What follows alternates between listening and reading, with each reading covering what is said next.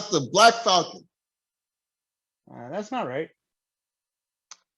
Captain African American? You're out of line, but you're not wrong.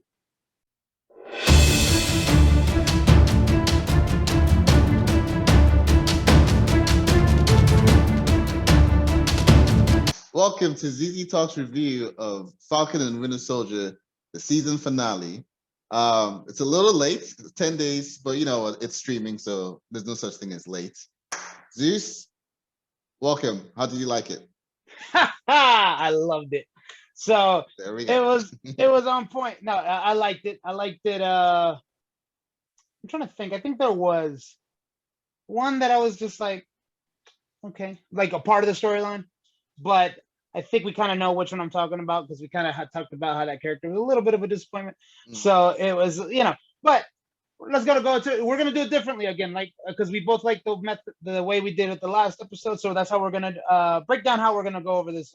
This is it a recap or is it just it's really just a reaction more than anything? So yeah, it's a recap, but not in the way we normally do, not like starting in a chronological fashion, but we're recapping different characters, how their story panned out throughout the episode, and whether we liked it, whether we didn't like it, and the remaining characters that didn't die, where do we see them going?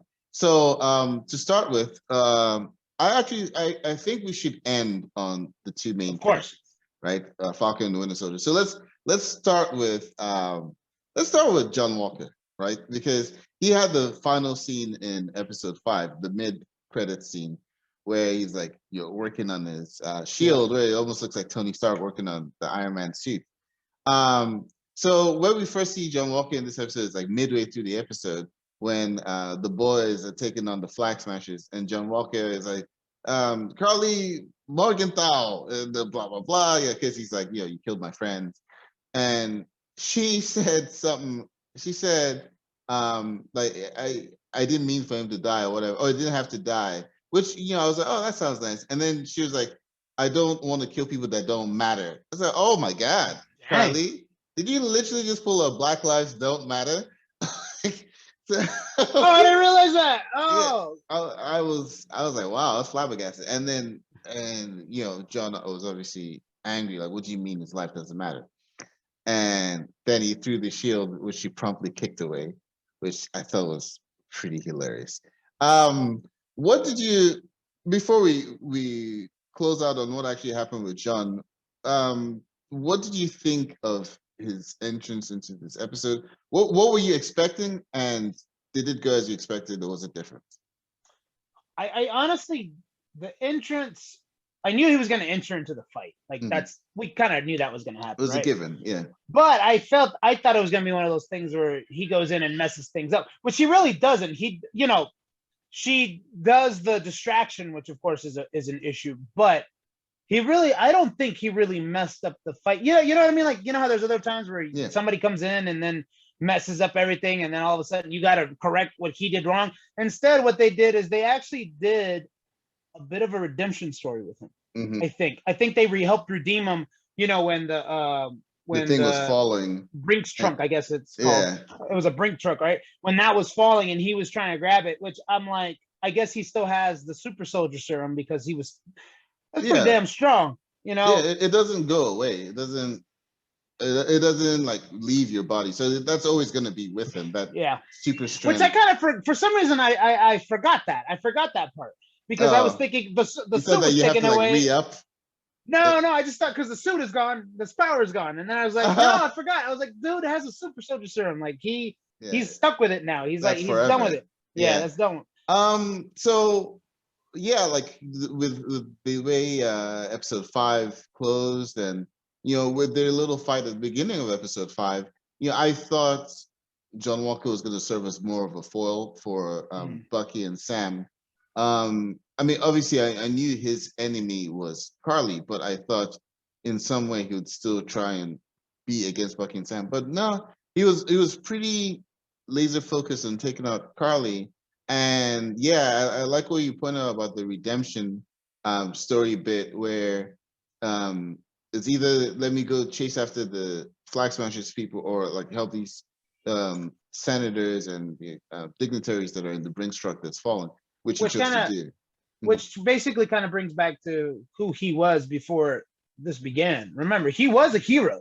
He Yeah, always, even he said, like, the him being the hero was ambiguous, right? Because you have to do certain things. Because I think he had that similar conversation with I forgot who, but he did have the conversation where, or the where he explained, like, well, it was with Lamar.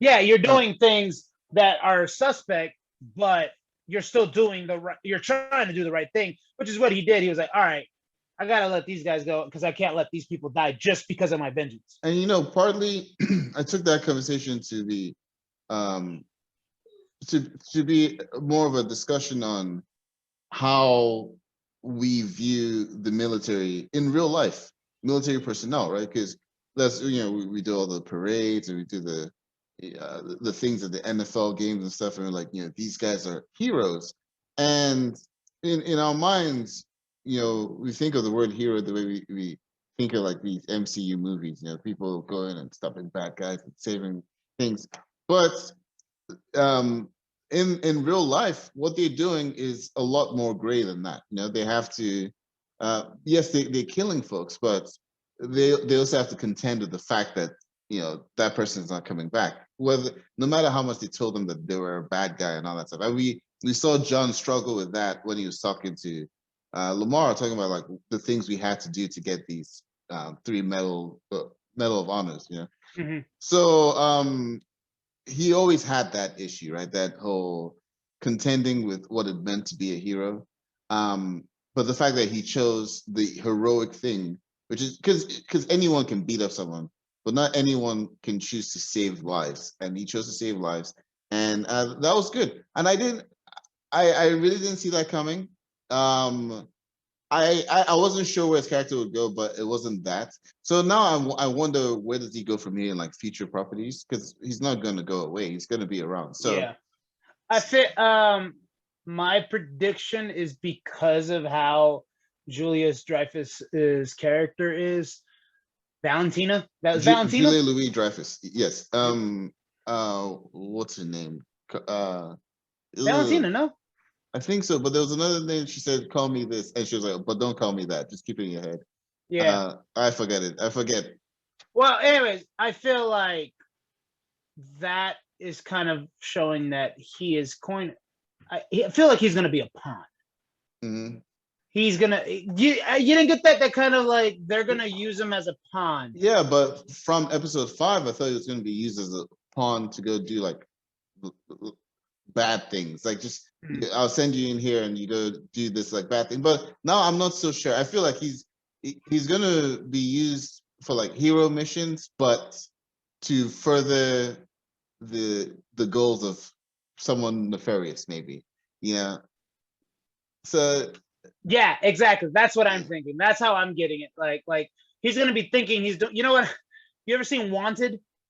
Yes. With Angelina Jolie, James McAvoy. Yeah. Yeah, kind of like that. You remember how the Morgan Freeman's character really made them think they were doing right, but they were really doing like contract kills.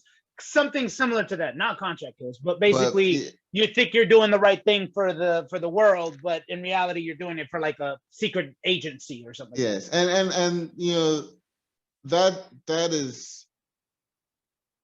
that is possible because of John's character, right? He's someone that has been seeking so much to have this identity, have any identity. That's why he was so excited at the end, and we'll jump there in a bit, but to get the moniker of U.S. agent, it's like, I am something, right? Yeah. Throughout the show, we mentioned it in our last review, how he would always go everywhere and be like, "Hi, I'm Captain America." Yeah, Captain America. Hi. Like, it's like he would always make sure to let everyone know, this is my name, this is my identity. So do you think, which of course we'll talk a little bit when we get to Sam's part, but do you think he's going to, which properties do you think he's going to be in next? Do you think he's going to be probably in the Captain America 4? No, I mean, obviously he's Titan, so. or something else. So I've heard things about them wanting to do the Thunderbolts. Okay. Where they kind of like Marvel's Suicide Squad in a way. So I've heard that, and I've heard about like Dark Avengers, but I don't think so. I don't think they'll go that route. Maybe Secret Wars. Yeah, but I don't really see where John would fit in there. I mean, possibly. I mean, he think might. Oh, not Secret Wars. I'm sorry. I'm thinking of what's the one with the one that Rhodey's gonna be his show. Armor Wars. Armor Wars. It's possibly, Armor Wars. possibly, Yeah, but that makes sense though, because that's government. You know, I mean, yes, that's because true. That's true. so that might be okay. Yeah, different government factions. You're right. It could be. So is that your? I mean, we could always touch back on when this. Is that your prediction? Do you think he's going to be? Which property do you think he's going to be? Just for the hell of it. What's the next one we're going to see? I'd say Thunderbolts. Okay. Yeah, because I think there's going to be stuff to do with the raft, which they showed Zemo in, and I know that there was supposed to be a scene that they cut out because it didn't make sense for them to show that scene before the movie Black Widow came out, because Black Widow was supposed to come out before this show, but since they got flipped, they ended up removing this scene from the end of the episode. So I think Black Widow was supposed to come out first. Yeah. Oh, okay. It doesn't make sense without Black Widow being released. Gotcha. Yeah. So I think that scene may have given us a clearer picture of where John goes from here.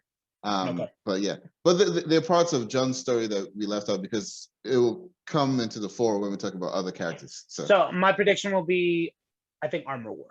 That's what we'll see next. Okay.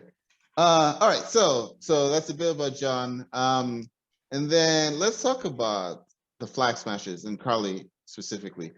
I think both of us actually felt like her character was a bit of a disappointment by the time we got to episode 5. I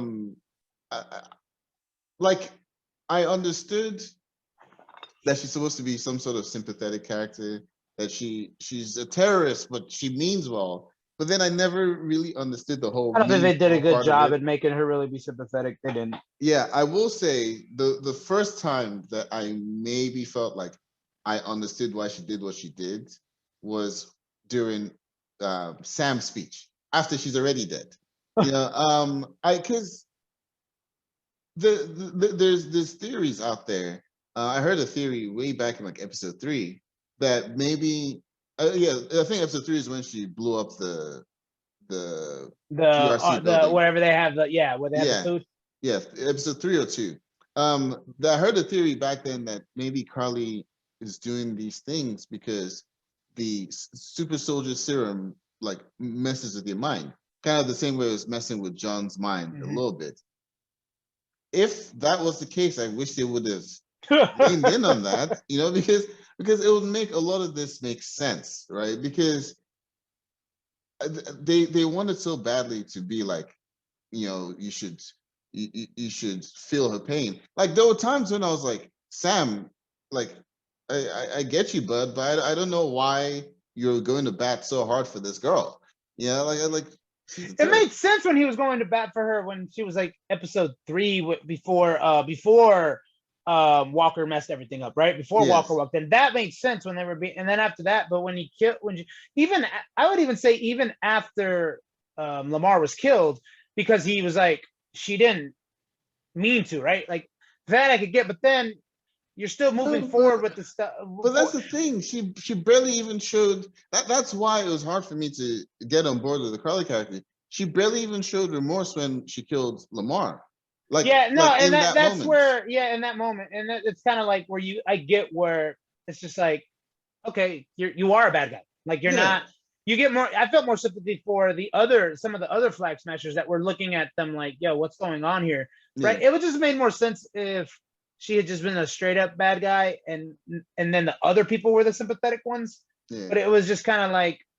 They just failed with this character. I think they failed. I think it was supposed to be like, you know, a study on like radicalization, how easy it is for people to get radicalized when they're not heard, when they're displaced, and all that stuff. And you know, they could have sugarcoated it and been like, you know, she'll do a bad thing. She'll be like, oh well, I didn't mean to do it, and maybe that would have taken away from the message that no. So-called terrorists do bad things, but you also have to understand why they got there. But I felt like if that's the message they're going for, they didn't deliver on. They didn't do a good job. Now the first time that I felt even close to that was when Sam was doing his speech, and I was like, okay, I guess I kind of see what Sam's talking about and what Karli's been talking about. It's just Karli's been blowing up stuff the entire time. So I get her reason. I didn't get her approach. yes, yeah. But it's like I don't know if you've seen this show on Amazon Prime, Jack Ryan. Okay, well, the first season follows this like terrorist plot or whatever, but they do a good job of like doing flashbacks into the guy who's doing the terrorist plots, and you understand why he's doing it. You also understand that he's definitely in the wrong. Yeah, he's definitely a terrorist, he's definitely bad. But they make you understand why he's doing that. And I think that's the part that was missing from Karli's. Yeah, they did. They just didn't do a good job at making her sympathetic, and I don't think it's the actress either. I think it's the writing. Yes, yeah, I agree with that. This is one of the few places where the writing fell flat for me. So we can't talk about Karli's end without going to talk about Sharon, because so let's go back to the beginning a bit. And Sharon shows up on the scene with the little face mask thing from Captain America Winter Soldier. And she's like, I'm here to help. And she and Bucky go their ways and they're helping. At this point, we're still like, is Sharon the power broker? I thought the reveal was kind of silly. But so Sharon is doing her stuff. She's in the garage. One of the bad guys for the Flagsmashers puts the dignitaries into the Brinks truck. Sharon then goes and puts something on him that ends up putting mustard gas and melting his face off. Whereas Bucky didn't do his job of keeping the Flagsmashers there because Karli had him on the phone. So but Sharon seemed like on top of stuff, right? There were a few things I didn't understand. We know she hired Batroc. We know she's the power broker because, well, she basically said it at the end. Yeah. Why did she hire Batroc to help Karli if she was trying to stop Karli? I don't know. Maybe one of these. Maybe she went with the wind on that, where she was on that end, but then she saw Sam and she was like, "All right, this is a buddy, a friend, so I'm gonna help him, but I'm gonna not kind of throw him off the scent." I don't know. It was a little bit. Yeah, it was one of those things where you kind of feel like maybe they were writing it as they were going, and then they changed their mind at the end, and then they kind of like did a little bit of a band-aid on it. It was, but isn't it like they do that a lot sometimes on some of these things where like it was like, and I was the villain the whole time. It's kind of one of those kind of things. But it was one of those things where it's like, I really don't. There's no way that they thought it was going to be a big reveal that she was a power broker. When, heck, we were talking about it. It's like, at this point, they either have to tell us she is, or make an illusion that it's someone else. But you can't keep doing all these things that make it pretty clear that she's probably the power broker. And you know what? It was probably a long thought out plan where she's like, all right, I'll hire her to help them. I'll hire this guy to help them, right? Mm-hmm. That'll make the US get involved. Then I could try to finagle my way into the US. Now I have a full part, and now I can bring down the government with it. It's one of those. That's how. Oh, you know what? That is part of it, because she is seen as someone who helped take down the Flagsmashers, and that helps her get reintegrated with the government. Yeah, okay, it was just opposed to asking simply, "Hey, I was friends with Captain America and Sam Wilson. Can I get a pardon?" Yeah. So she actually did something heroic to get that pardon. Okay. I'll buy it. Sharon had an okay episode. So towards the end, where Karli is like escaping, Sharon is the one who meets up with Karli. They have this like coded conversation, which wasn't coded at all. And Karli said, what's the power broker without power, or something like that. And then George Batroc is like, "Oh, you're the power broker? You must give me quatre times, 4 times the amount." It's like that's so silly. And then she shot him. She's like, "Nah, I don't do blackmail." Yeah. I was just gonna say real quick. Well, is he dead? He's dead. He's dead. Did we see him die though? He's dead. Usually when they do the whole outside, no, he's dead. It'll be very silly if they bring him back unless she did that in order to, it was part of the whole plan for her to. Nah, he's dead. I think they wanted to write him off. And which I don't like. I actually really liked that character. I think that character could have been could have escaped and just continued to be a thorn in their side until one day he finally, I like George St. Pierre's acting. I think he's improved. I think it would be one of those things where it'd be like if you bring him back, it'll always be like this is like a recurring gag or whatever. It would be like a fun thing to do. But I think they just wanted to write off the character. Yeah. I think he's dead. So she shoots him, Karli shoots her, and then Sam comes in, and then they start doing their fights. It's very weird how we're doing the recap, because I before we finish that, I have to then go back to the beginning again. And now let's talk about our boys, right? Have I spoken about everyone else? Well, no, but we haven't finished with remember, and then in the post credit or end credit, or the second half of the episode, which deals with like Isaiah and all that stuff, which we will get to. But yes, but I was talking about with Sharon, how she got the pardon from and now and then at the end she calls him and says we're in. Yeah, and okay, yeah. So yes, so she does that, right? Like she's in the U.S. government. Do we want to, since we are talking about Sharon and Karli? Karli's dead, so there's no future project for her. Sharon, do you think she'll be like almost like a new Hydra, or Hydra replacement? I actually feel like that's the kind of sense that I'm getting. This is a new Hydra, and I wouldn't be surprised if it becomes one of those things where it's like you were so worried about the enemy from outside that you created an enemy from within. One of those kind of like a new enemy from within type of things, if you know what I'm saying. So you know what I mean? Like you were worried about Hydra, because obviously Hydra's Russians, right? I mean, let's just face it, that's what they've always been, right? The Russians. No, Germans. Oh yeah, because of the Nazis, right? Yeah. I always felt Russian just because of the Cold War, and it's kind of like Hydra was the Cold War with them. Axis, the Axis powers, right? Mm-hmm. Or no, is it? Russia was part of the Allied forces. Oh, they were. Yeah. Were they really? So, anyways, but I mean, historically they were. But no, it's just one of those things where like that they developed the enemy from within. So I feel like Sharon is probably gonna, in the background, kind of like I have a feeling that her character is going to be more for the shows than the movies. Yes, exactly what I was thinking too. Yes, but it's going to be along the lines of, how Thanos kept popping up periodically at the end of every Avengers movie, and but it was literally at the end, like at the end of the Avengers, he was like, "Whoa." I forgot, he said something about their failures, and then he was in Guardians of the Galaxy, but not completely.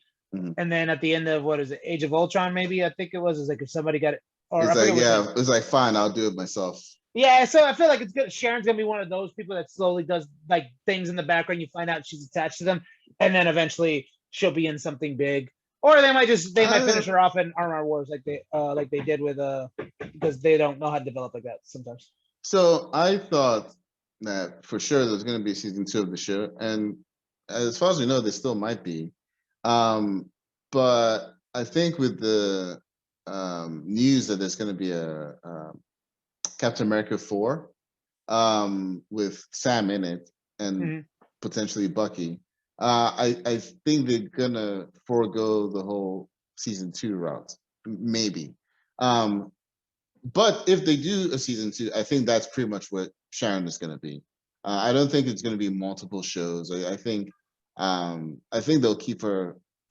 You just made me think about that. Like, now that I think about it, because I guess I kind of figured with this is like Sam is a TV show superhero, not a movie superhero. But since they're taking the chance with Captain America 4, then yeah, you're right. She might be in Captain America 4, and that might be might be the only thing she's in. That one time they find out, like, how did you do this? You guys, I am this. She turns into yeah. And the reason why I'm hesitant to think that she'll be outside of TV shows is because Kevin Feige has said that he wants the TV shows to be for character development and such, but he also wants people to be able to watch the movies without feeling like they've missed out on the threads by not watching the TV shows.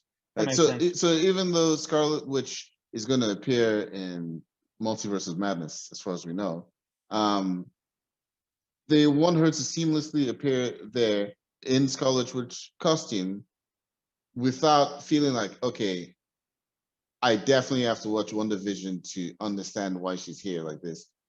You'd watch WandaVision and understand the development that she's going through, but you wouldn't be like completely lost if you just went straight to the movie, right? And because of that, I feel like if Sharon shows up in a movie It'd be a little confusing. villainous, people will be like, wait, when did this happen?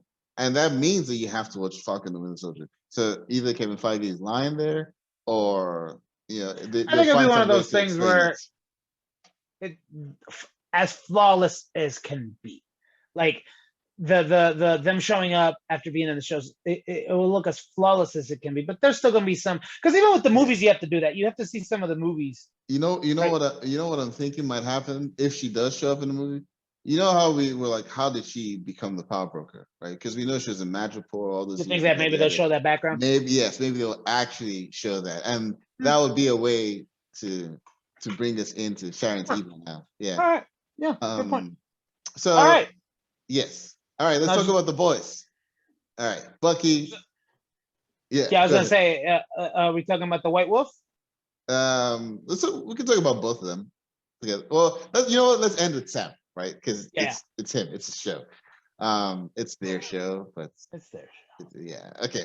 All right, Bucky. I mean, yeah. All right. Cool.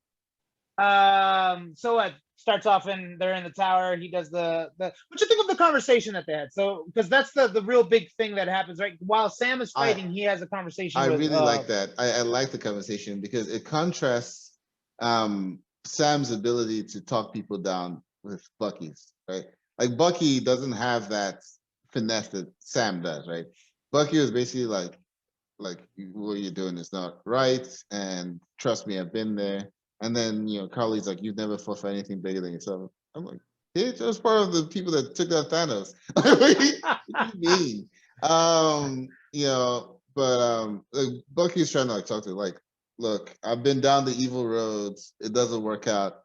And then Karli's like, all right, thanks for buying me time. Or, there's just so many times where I just like, I really hate Karli now. Thanks for buying me time. Bye. Yeah, but Bucky doesn't have. There's a term that originated from the show Naruto. It's not a term used in the show, but it's a term that the fans use. It's called talk no jutsu, and it's basically the main character's ability to talk the enemies out of their bad ways. It's like, come to the good side. Sam has that. Bucky does not. And that's what I thought of that conversation. It's like Bucky is really struggling with this, with being able to talk to Karli. Yeah, well, I mean, because I think with him, it's always a who am I to tell someone not to be this way, yes, even though I had no killed people. Yeah, even though I had no choice in it. Yeah. Who am I to tell somebody? That's the thing about Bucky, right? Like you would think, dude, stop beating yourself up. You had no choice, but for some reason, Bucky doesn't see it that way. Bucky feels like I did this. It's my fault that all of this happened. And that's what made the next part that I'm about to talk about so special, which is when they were on the bridge is the same place where John Walker comes and Karli basically said Lamar didn't matter. So at that time, Bucky had he did that really cool trick with the bike where he rides the bike and then he crashes the bike into that thing and then he dives into the guy to punch him. Bucky always has the cool bike tricks. And so he's beating that guy up. And then Karli said, give him someone to save or to distract him, whatever, but give him someone to save. So they lit those cars on fire so they can escape. And Bucky would try and save those people. And so when Bucky finally does open the door and the people are going out, one last person stopped and said, thank you for saving me. And there was like a look in Bucky's face, almost like he had never saved anyone Been, before. or at Which least been told, thank you. oh yeah, well, because now that I'm thinking about it, has he actually like, because we know that he's fought bad guys, but we actually see them save people, right? And I don't know that he has. So so there was this look in his face like I'm being seen as a hero. You know, I'm not being Oh, I seen. never thought about that. Yeah. Huh. And Crazy. I was like, that's great. You know, because I mean, if anyone's had like a deep character arc this show, it's been Bucky. So it was good to see him have that moment. And then the Flag Smashers gang up on him and they're like beating him down. And then isn't that when John comes to help? No, that's when I think Yeah, John John Walker comes to comes to help. help. Yeah, Yes, John yeah. comes to help. Yeah. And yeah, I really liked I liked all the Bucky moments in that first half of the episode. I don't want to jump Did to you the hold second on? half I'm of the sorry. episode. Yeah. Did you like the team up between him and because you remember when him and so when all three of them are in that underground tunnel, Mhm. I guess whatever it is, because it's like why is it really like everything is out like anytime they go someone goes underground, it's always a tunnel. Yeah. Like tunnel like I'm like people have horrible Like what designs. city is this? Is this New York? So, but did you like how when they split, it was Bucky and John, Yeah. which is kind of he always is next to every Captain America. Yeah. Yeah. I like that. And I like the fact that despite the fact that Bucky doesn't like John because they're like taking up the mantle that Steve had, um, they had almost kind of come to like all right, we cool now type of thing. And I think it's because Bucky acknowledged that John Walker did the hero thing by trying to save that Brinks truck, and also the fact that he fought by his side. But also I think that was they did that so that Sam can have his moment, moment that we're about to get into.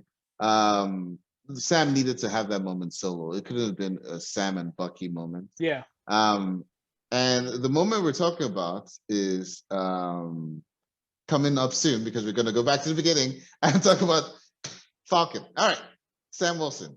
So the way the show, the way his episode starts out, he's in the sky. It's like a blue light. We hear him talking, but we don't actually see him yet. And Bucky's telling him about the situation on the ground and yada yada. And then Sam's like, "All right, cool. I'll come in the air." And he he breaks the glass by throwing the shield through the glass and hitting an unwitting Flag Smasher in the head and knocks him out.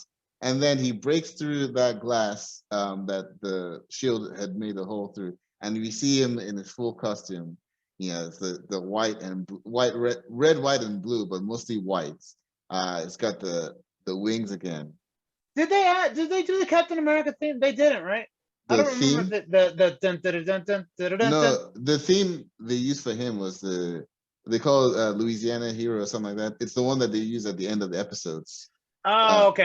Yeah, that was the Yeah, theme okay, that that they makes more used. sense. That makes more sense. Okay. Yeah. So and that looks to be his signature move, right? Like, throw the shield through the glass Smashing and then windows. smash through the smash through the glass. Yeah, he will do it again in a few minutes. So so he does that, and then one of the people there is like, "Who are you?" And he's like, "I'm Captain America." And I'm not gonna lie, I teased at that moment. I was like, "Yeah, you are." And the guy was like, "I thought he was on the moon," which is a callback to episode 1 where Torres was like, "Is Steve Rogers on the moon?" And then Batroc comes. No, before you go there, yes, what'd you think about the costume? I love it. I love it. Yeah. I thought it was dope. Like the only thing is I don't like the head thing, this part right here. Like like the I've always had visor. I've always had trouble with when you have like a visor or whatever that connects like the Batman suit. I hate because I'm like this just there's no way you turn comfortably, Yeah. But Let me other see than if I can that, pull it up. But yeah, yeah. go ahead. That's what I'm saying. Like, other than that part, I'm like, that just looks clunky. Like, in real life, I'm pretty sure, like, freaking Anthony Mackie's like, yo, I can't move for shit here. But But no, other than but yeah, the costume was cool, and I love that they're going like they're trying to be as because if I'm not mistaken, I think the secret agent costume is U.S. as agent. close. U.S. agent, I'm sorry, is as close to the comic as possible. WandaVision, Scarlet Witch costume was as close as possible to the. So you know what I'm saying? Like I love that they're trying to be even closer to the comics than before.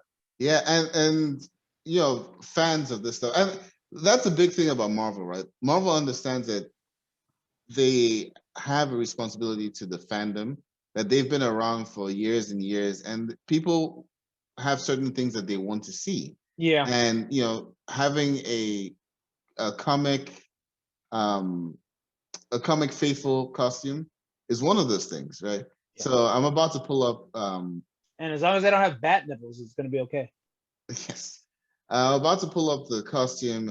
It's not a great picture quality, but this is what Zeus is referring to. Uno momento. You see it? It's coming up. Okay. We probably should have had this ready. Yeah, well, I didn't actually think we are going to talk about the costume, but yes. You see it? I see it. Yeah. So that's the costume. Actually, it's less white than I thought it was. But yeah, so you got the red, white, and blue. These are the goggles that Zeus thought were clunky. No, not the goggles. It's the visor on. You can see like the way it's connected to the. I'm like, it's just like you literally have to do it like this in order to like put it over your head. And anyway, I always thought it was clunky. But he doesn't need a secret identity, so it's not like he has to take it off and put it on real fast. Nobody find out who he is, you know, right? Because everybody knows who you are. So, but anyways, no, the costume was dope.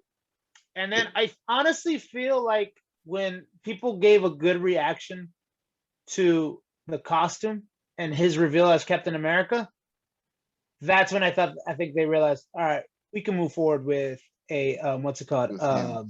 With him as with Captain America #4. Yeah. So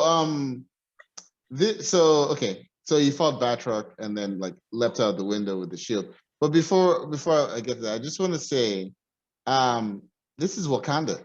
Wakanda made this. They made his costume.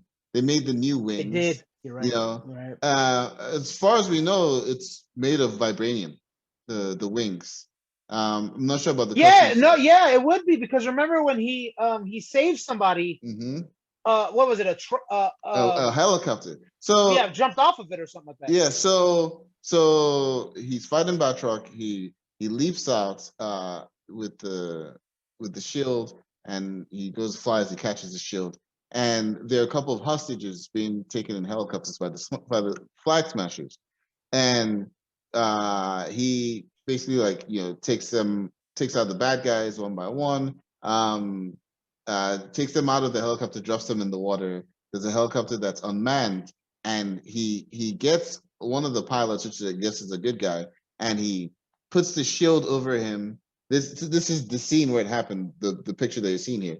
He covers the guy, puts the shield up, and like uses the wings to like also like cover up, and like the rotor from the helicopter came and smashed into him and like bounced into the river. Yeah. And that's where everyone there is like coming out of their cars and they're all like clapping, they're like applauding, you know. Good stuff, bro. Good stuff. It was really good. It's like I don't know, man. I was giddy. I was like, yes, Sam is getting, you know, the spotlight, and like people are loving it. And then we see that Red Wing is back, and Red Wing is able to see that there's a lady in there that can fly the helicopter. And he's like, hey, a little birdie told me, because the Red Wing, a little birdie told me that you can fly. And so then he does the whole, you know, count to 5 plan that worked perfectly. Like he just like swoops in, gets the guy. The action set pieces with Sam in this episode were top notch, movie quality. I absolutely loved it. And the best moments, which we used in our opening skit, was so that same Brinks truck that we referenced twice now. After John tried to like pull it back, the Flagsmashers were like beating up on him as he was holding those people back. I mean, those guys are like real a-holes for doing that. So John gets either he gets knocked down to the bottom, or he goes down to the bottom to go help Bucky, but the Bring Struck is still falling, and then Yeah. Sam comes with the red wing and him flying up and like pushing it up, because we know Sam doesn't have super strength. He doesn't have the super Yeah. strength, but he does have A super costume. he has the super costume, yeah, with the wings and the propellers, and it pushes the Bring Struck back up. And that's when that old man was like, "Ha, that's a Black Falcon." And then the other guy was like, "Nah, that's Captain It's America." Captain America. And, you know, that could easily have been a cheesy line, but nah, man, I was here for it. I was like, yes, thank you. You know, I mean, it still could have been. It still probably was a cheesy line, but it's good.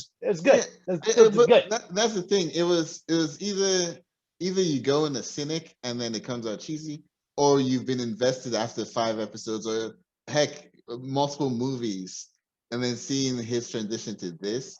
I and think then you you're could like, honestly be a cynic throughout the whole entire show. And Mhm. we know there's a lot of people who are cynic about a Black Captain America, let's be honest. Yeah. But even some of the most cynical people, like, you can't deny that Sam in this episode was Captain America. Like, you Yeah. can't deny it. Like, it was literally his birthing Yeah. episode Yes. of him as His Captain origin America. story. It was his origin story. Kind of like how Wanda turned into Scarlet Witch in that finale too. Like, it was her Yeah, origin. exactly. It's just the origin story because it's character driven. It's Yeah. just it's the character finally developing and him finally accepting that he's Captain America. And yeah, it was just yeah, you're right. It was on point. Yeah, I love Even it. if it was cheesy, it was still on Yeah, point. it definitely came across kind of cheesy, but I was like, whatever, I love it. So so he saves that Brinks truck, and then goes that underground scene we talked about where Karli shoots Sharon, and then he sees Karli. He's like, "I'm not gonna fight you again." I'm like, "Bro, why? She's a terrorist. Just kill her." But eventually, Karli gets a gun. She's about to shoot Sam, and Sharon shoots Karli. Karli, with a dying breath, doesn't say Sharon's the power broker. Instead, she says sorry. And I'm like, why are you saying sorry now? You never showed any remorse about anything. You never seemed sad at all, ever. Now you want to say sorry? So I was like, just tell him Sharon's a power broker. She was saying sorry to Sam because Sam was trying to save her and he couldn't save her. So that's what he was saying. Where okay? was that? Where was that a second ago? That Before she was shut. she was trying to help destroy the world to end borders. She was about to shoot Sam. I mean, that's true. So why are you about to say sorry now? Like, nah, get out of here. Go ahead, take your last breath. So so she died. R.I.P. And so Sam he picks her up and he brings her down like a winged angel, and he goes and he puts her on the gurney, and the senator's like, "The nation owes you a great debt, Mr. Wilson," or yada yada. And then he's like, "Miss me with all that. You guys are the reason why people like Karli exist. You know, you're not even, you're in the room making decisions for people who aren't in there being represented." And then the whole speech is just so beautiful. It was powerful. I've heard some people say that it in places it went a little long, even though it was beautiful. I don't know. It could be considered long. It was long-winded for a superhero speech, but it was necessary. Yeah, exactly. I was captivated. I was listening the entire time, because usually when I feel like something's going long, I'd be like, all right, can we end it? No, I was in it. I was paying attention, and I was like, yeah, man, dude's spitting.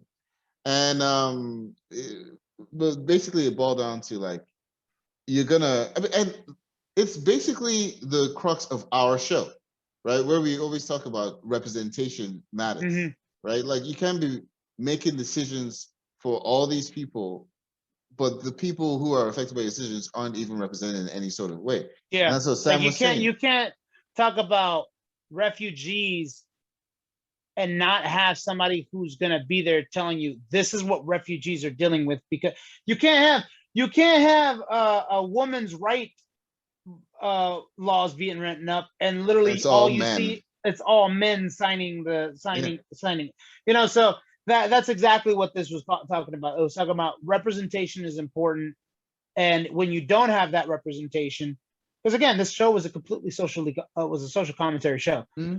You can't have this you can't not represent people and then wonder why these people aren't doing what you expect them to do or what you want them to do, or why they fight back, or exactly, why they get radicalized, so and that's one of those things where you can almost toe the line between, oh, are you making excuses for terrorists, and actually making a good point. But I think his speech was nuanced enough to where it wasn't like, oh, you're absolving terrorists of what they did. You can always make an argument for a terrorist reason. Doesn't necessarily mean that they're right. Yeah. Right. It gives context. Exactly. Yeah. Like the reasons for them doing certain things that you know why there's a lot of people in different countries who hate our country. Yeah. It's just when you decide to bomb us, it's a problem because you're bombing innocent people, right? It's just like that you can understand. Like you can understand why they hate our country. Yeah. Same way you can understand why these people become radicalized. Yeah, I mean, right? the Maximov's hate for Tony Stark is like a microcosm of these displaced people in these other countries' hate for America. Because Wanda saw Stark written on the bomb that blew up her house. These people in these other countries, they see made in America in the bombs that blow up their villages and all that stuff. So it's very much the same thing. And so talking about why people get radicalized isn't the same as giving a pass. Excuse me, thank you.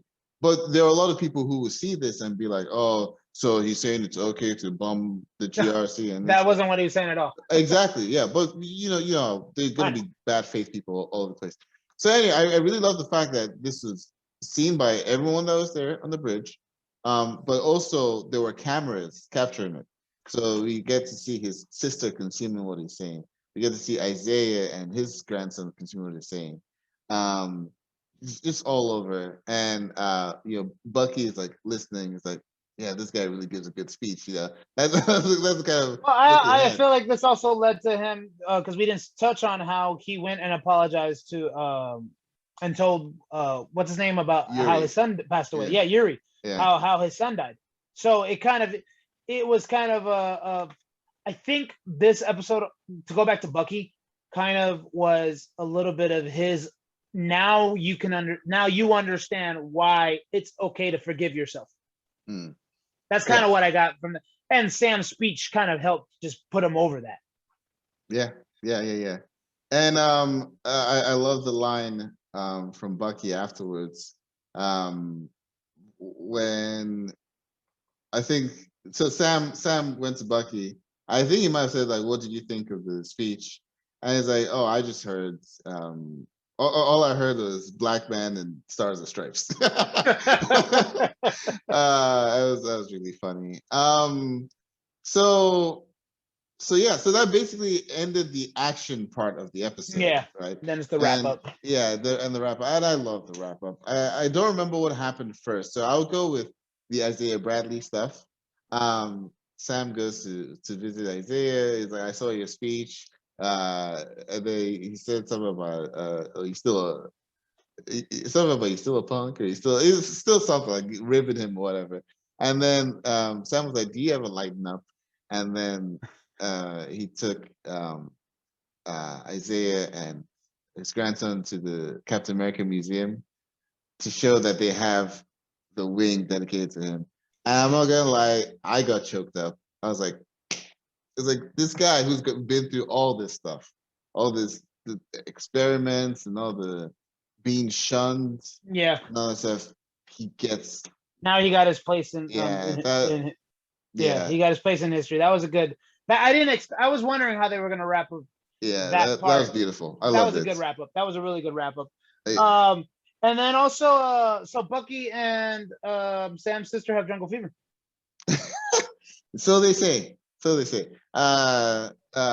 that's how the entire episode wraps up. So we'll get there. So Sam's story wraps up with the Isaiah thing. Sam's individual story.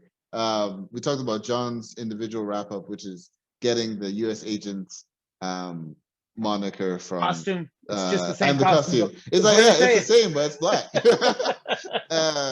And then she was like, we don't need a Captain America anymore. We need a U.S. agent. And he was like, yeah, I like that. U.S. agent. Like he loves having a name, right? A superhero name. So that was his wrap up. Sharon, of course, got the pardon. And but that was like the ultimate wrap up. That was like mid-credit scene, but whatever. Yeah. She got a pardon, yada yada. And then Bucky, again, my favorite character from the series.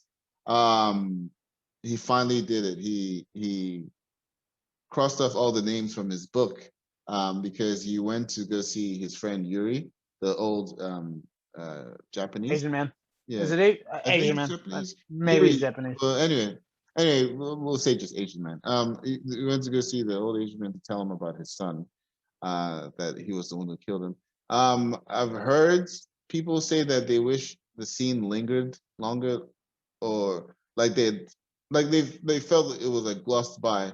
A couple of things I've heard about that is that they actually had to wrap up shooting pretty quickly, and some things they just had to kind of like throw in there because they stopped filming due to the pandemic, due to COVID. So the ending parts of it seem rushed because it literally was rushed.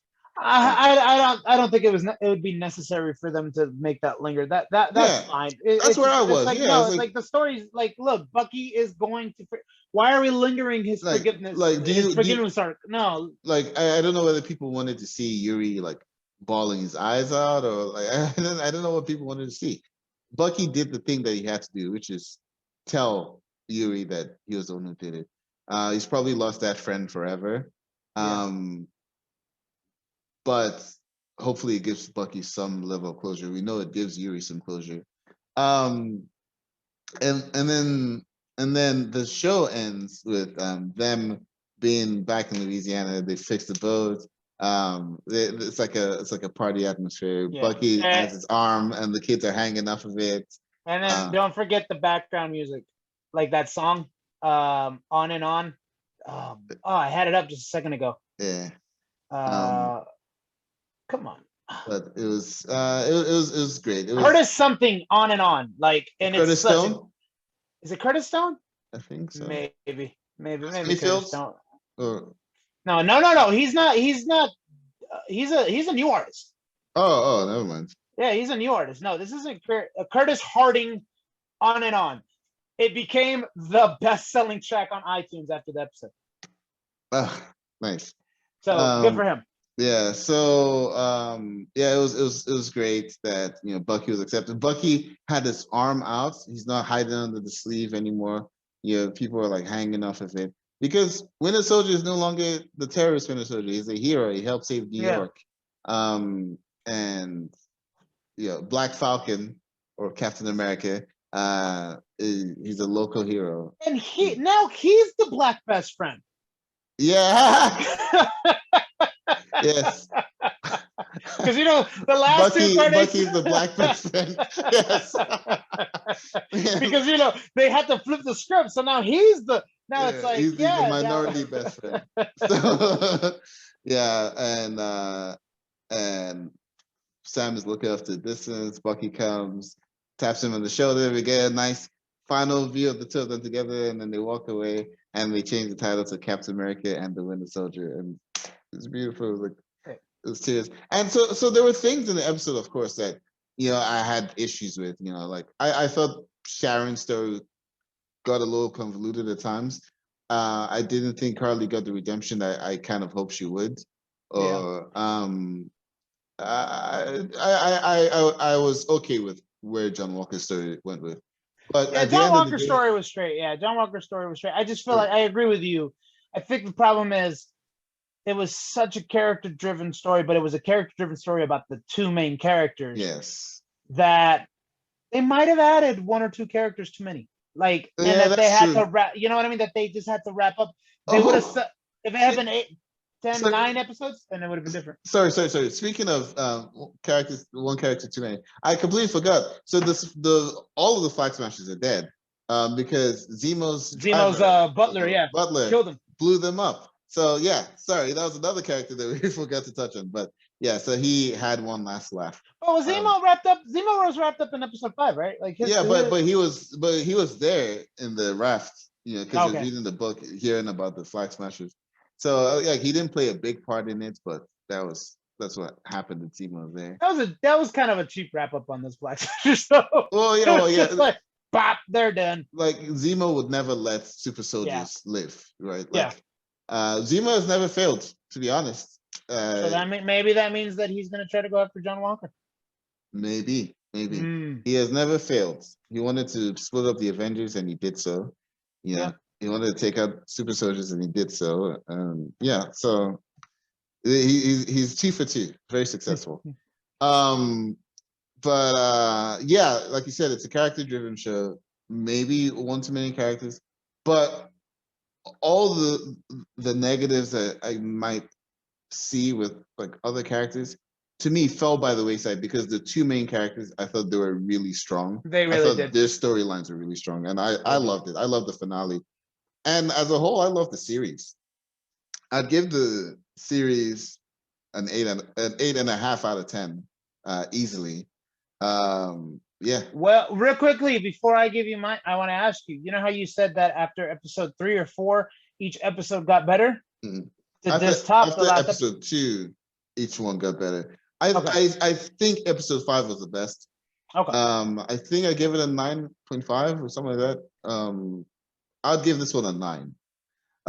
Because there were some things that like bugged me, but at the end of the day, I felt really good after watching the episode.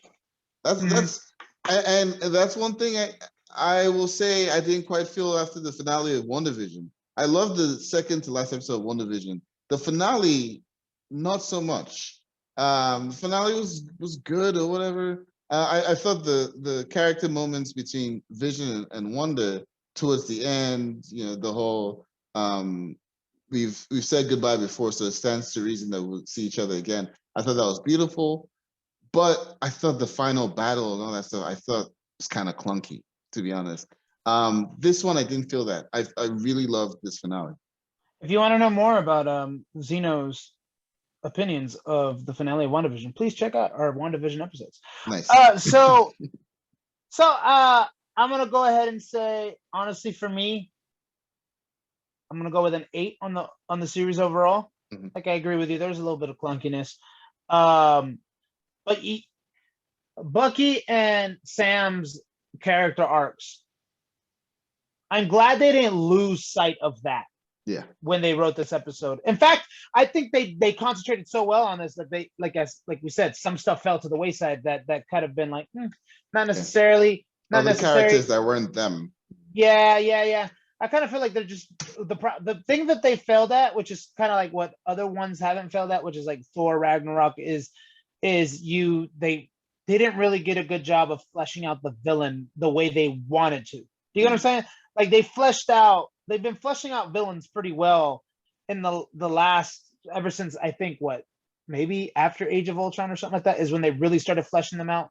No, maybe even way after that. I think because I think Guardians was after that, and I didn't think Ronan was a good villain. No. So I would say after Guardians of the Galaxy 2 is when they started really fleshing out the characters, because you had Vulture, you had there's only a handful. Vulture was a really good villain. He was.